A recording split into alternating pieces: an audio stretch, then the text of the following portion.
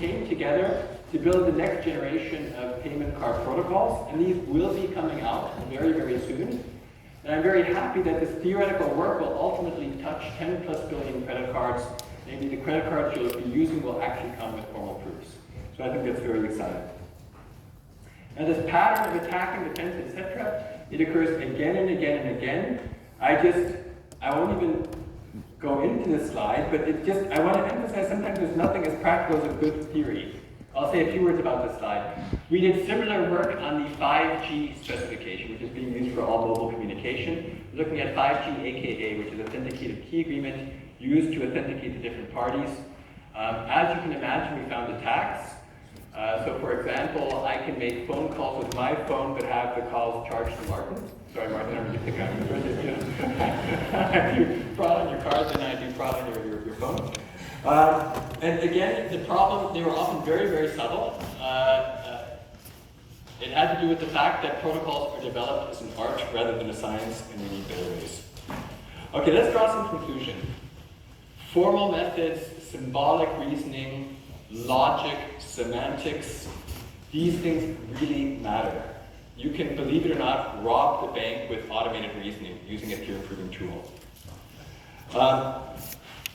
These formal advances, so working on theory, have brought tools to the point where they can be used and should be used. And this is really good hygiene. When you design a system, not just a protocol, you should be clear about what that system should achieve. You should be carrying out proofs. You should be following standardization efforts. As a protocol like TLS is standardized, it goes through many, many revisions. With each revision, they should come with formal proofs.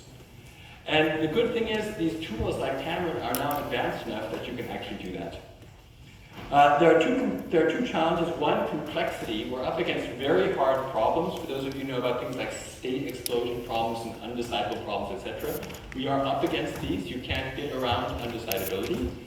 But we work to make our tools more powerful and easier to use and easier to interact with. But this is a very challenging problem.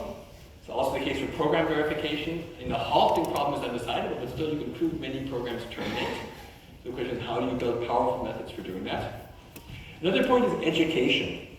As I mentioned, it's important to have an education of formal methods, semantics, logic, and security. So one of the things I'm doing at ETH is educating students in that, and I hope also to contribute here at Insight into the education of these areas, because these are really fundamental skills for building practical, impactful applications. So critical systems require a firm educational basis. Let me just conclude with some papers you might read if you're interested in learning more about the topic. Most of what I talked about came from a paper at Oakland Security and Privacy in 2021.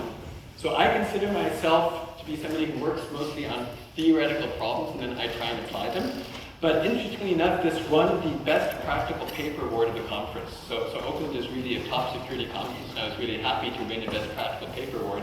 Again, sometimes nothing is as practical as good theory. And we kept finding more and more attacks, and you'll find some of the attacks in papers that have been published or papers that will be published. And below I have some papers on the theory. One thing I want to point out is that the original work on this actually started about 12 years ago, with the theory publications coming out 10 years ago.